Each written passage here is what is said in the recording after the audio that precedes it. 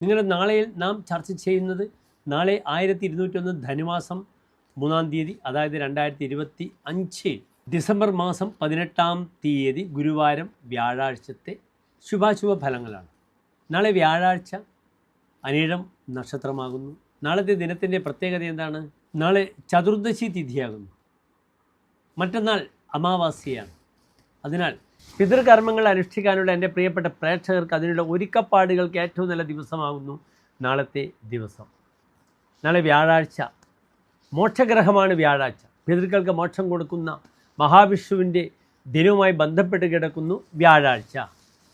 അതുമാത്രമല്ല, നാളെ 22 നാഴിക ഉദ്ദേശം 4 മണി സമയം വരെ വിഷ്ടികരണവുമാകുന്നു. വിഷ്ടികാലയെ കൃതങ്കാര്യം വിനാശം ഉപഗച്ഛതി. വിഷ്ടികാലത്ത് എന്ത് ചെയ്താലും അത് നിലനിൽക്കില്ല. നാളത്തെ ദിനവുമാണെങ്കിൽ ചതുർദശിയാണ്. അങ്ങേയറ്റം ദാരിദ്ര്യമുള്ള തിഥിയിൽപ്പെടുന്നു ചതുർദശി തിഥി. അത് കറുത്തപക്ഷത്തിലേതായാലും വെളുത്ത പക്ഷത്തിലേതായാലും നാളെ കറുത്തപക്ഷമാണ്. അതിനാൽ മറ്റന്നാൾ പിതൃക്കളുടെ ദിനമാണ്, വെള്ളിയാഴ്ച. എൻ്റെ എല്ലാ പ്രിയപ്പെട്ട പ്രേക്ഷകരും പിതൃകർമ്മം ചെയ്യാൻ ആഗ്രഹിക്കുന്നുണ്ടെങ്കിൽ നാളത്തെ ദിനം തന്നെ വ്രതാനുഷ്ഠാനത്തോടുകൂടി കാര്യങ്ങളൊക്കെ നീക്കുക. എൻ്റെ പ്രിയപ്പെട്ട പ്രേക്ഷകർക്ക് ഒരു മുഹൂർത്തവും ഞാൻ നൽകില്ല. കാരണം ചതുർദശിയാണ്. നക്ഷത്രം അനിഴമാണ്, നല്ല നക്ഷത്രമാകുന്നു.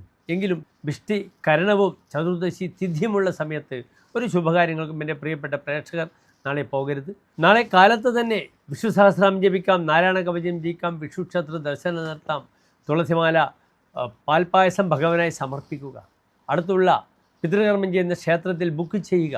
മറ്റന്നാൾ പിതൃബലിയൊക്കെ ബുക്ക് ചെയ്ത് അവരുടെ ശ്രാദ്ധാദി കർമ്മങ്ങൾ ശ്രദ്ധാപൂർവം ആചരിക്കുക. ശ്രദ്ധയോടുകൂടി ചെയ്യേണ്ടതാകുന്നു ശ്രാദ്ധം. അതിൽ പിഴവ് വരുത്താതിരിക്കുക. വളരെ നല്ല അനുഭവങ്ങൾ എൻ്റെ പ്രിയപ്പെട്ട പ്രേക്ഷകർക്ക് ഈ സമയം സംജാതമാകട്ടെ എന്ന് പ്രാർത്ഥിക്കുന്നു. ശബരിമല ദർശനം ചെയ്യുന്ന പ്രേക്ഷകരെല്ലാം തന്നെ, ഭക്തരെല്ലാം തന്നെ പമ്പയിൽ പിതൃക്കളുടെ പുണ്യകർമ്മങ്ങൾ ചെയ്യാറുണ്ട്. അതിനും നാളത്തെ ദിനം അതിനുവേണ്ട എല്ലാ തയ്യാറെടുപ്പുകളും നടത്തുന്നത് ശുഭമാണെന്ന് ഓർമ്മിപ്പിക്കുന്നു. നന്ദി, നമസ്തേ.